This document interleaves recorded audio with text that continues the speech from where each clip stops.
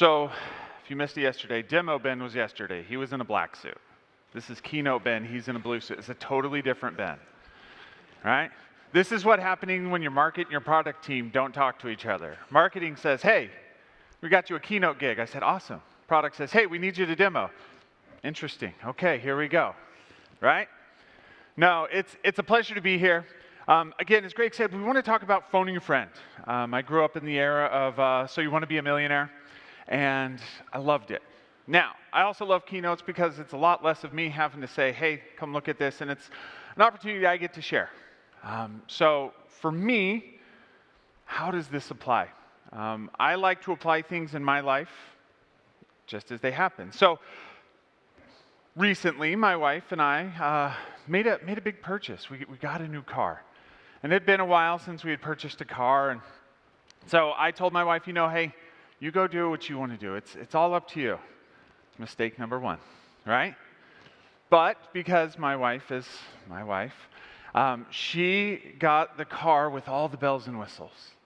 And it's great. I love it. We actually had the opportunity to take our first road trip as a family. So my beautiful 3 daughters, again, I'm a girl dad through and through. I love it so much. And I didn't realize how much those bells and whistles would come in handy. So we're on this road trip, we're getting into town, visiting some family. Bell goes off. Hey, you got low tire pressure. Like, what? This is a thing? Okay. That tells you how long it's been since I bought a car. That surprised me, right? So I thought to myself, easy peasy, right? I've been putting air in tires since I was a BMX bike rider. Right? You put the cards in the spokes to make the cool sound. You put the air in the tires. It's super easy. So I pull into a gas station and think, easy, no issue, right? I go to fill it up. An error code comes out, and I think, oh, that's weird, but I put enough air in it. I start driving away. About a half a mile down the road, bell goes off. You have low tire pressure. Huh. Okay. We'll just go back to the house. My cousin's got an air compressor. We can handle it there. To fast forward through the story, 2 hours later, here I am Googling, trying to figure out why I can't get air to go in this stupid tire, right? And instead of enjoying a vacation with my lovely family, instead of spending time with family, I'm out in the front trying to figure out why this air compressor isn't getting air into the tire. What my girls affectionately refer to as angry dad voice, I chose to say I was just passionately explaining my frustrations at the error. After about 2 hours, I just did a quick Google search. Where's the nearest tire store? This is stupid. 2 miles away, discount tire. At this point, I am dangerously low because if you can't get air in a tire, but you keep trying, air comes out of the tire.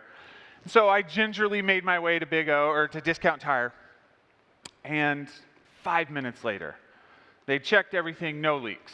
They'd done a quick boom, boom, boom, boom. All 4 tires had plenty of pressure. I said, oh, this is fantastic. You just saved my day. Like, how much? And they said, oh, it's nothing. It's air. It's free. You're fine. Right? In 5 minutes, they solved what I had wasted the last 2.5 hours trying to solve myself. Again, I'm no mechanic, but it's air and tires. How hard could it be? But I recognized then the value of phoning a friend. So, how do we apply that now? More so than just this guy doesn't know how to put air in tires, why should we listen to him? Right? When it comes to the regulation landscape in America, a little bit of a history lesson, right? It started back in the 1800s. That gave us the OCC. The Federal Reserve Act gave us the FRB. We got the FDIC. And most recently, we got the CFPB, and that's it, right? No, I'm starting to see that glazed look I saw a little bit yesterday when we talked compliance, right? Here's just a smattering of other regulations that financial institutions are going to be held to. And so why do we talk about that? Well, because like me, you could spend time Googling, you could spend time trying to solve this issue on your own, right? You could go out and find that unicorn that knows all of the different regulations, and you could try and bring them in-house. But what we have seen in the industry is an emerging section of technologists that focus on that regulatory compliance.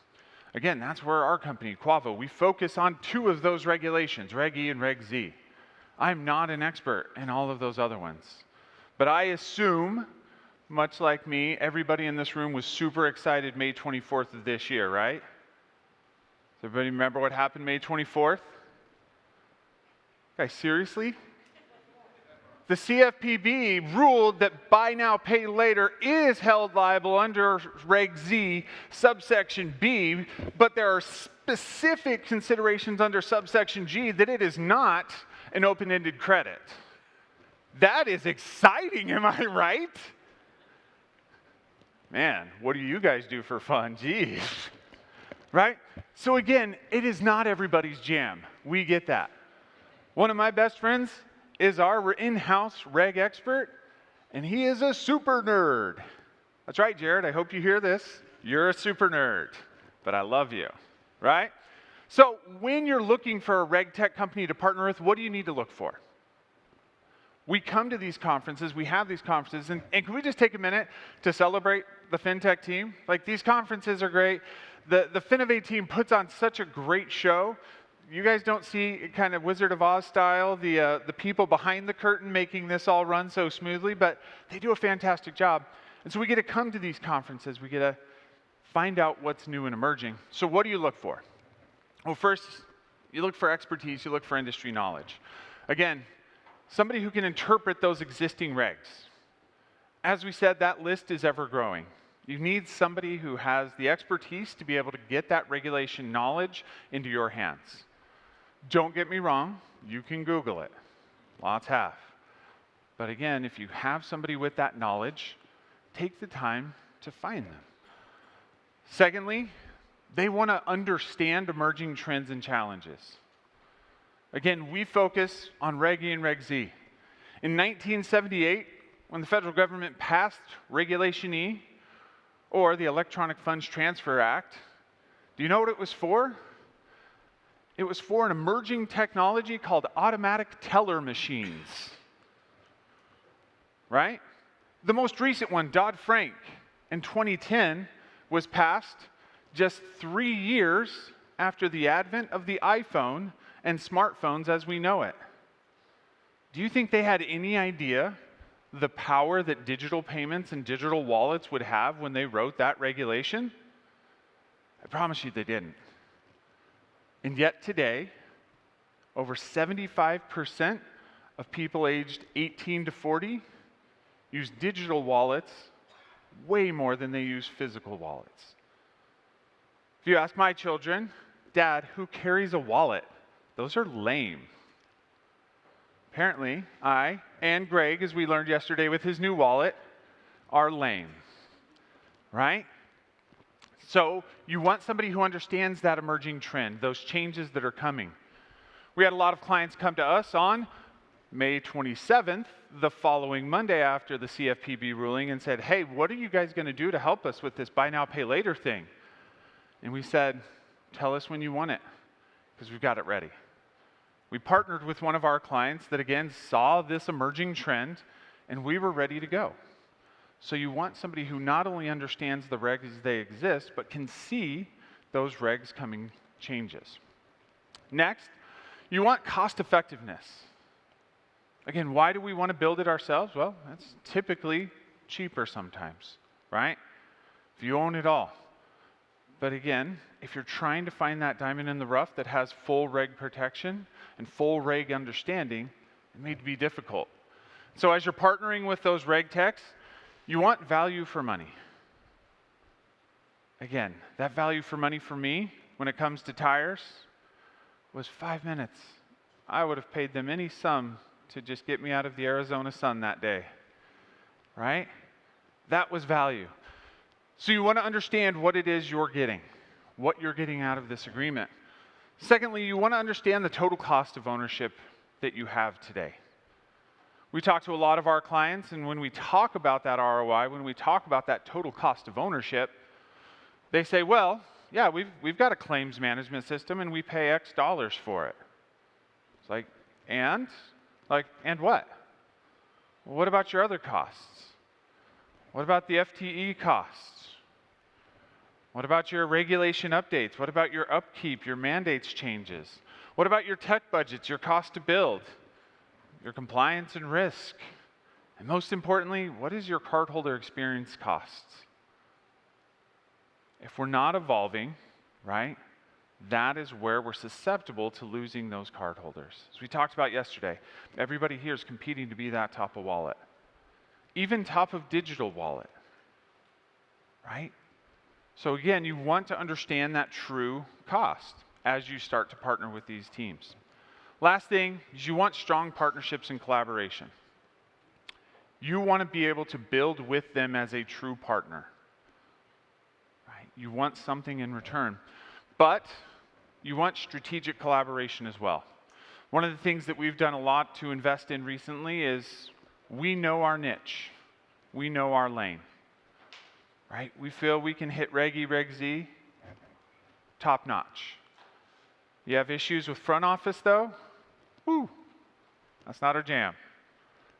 But what have we done?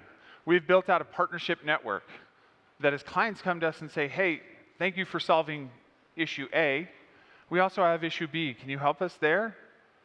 No, but let me show you somebody who can. Right? We've built that strong collaborative network of other businesses, other clients, other partners that we can recommend. And then last but not least is that partner ecosystem. Again, not only does my best friend Jared, the nerd we talked about earlier, right? His most exciting call of the month is when he gets to nerd out with the CFPB. I was like, seriously, man, we got to get you out of the house, right? We've built that partner ecosystem where we can talk to those regulators, where we can talk to those agencies, but even more importantly, we've built an ecosystem of collaborators, of consultancy groups. Again, we're here at Finovate this week with one of our partners task us that, again, fill in a niche where we can't. We provide software solutions. They're a great service provider, right? We've built in a network of consultancy. So one of the consultants we work with, CRG, the Consultants Resource Group, is a boutique consultancy group that we have the opportunity to go to with regulation questions.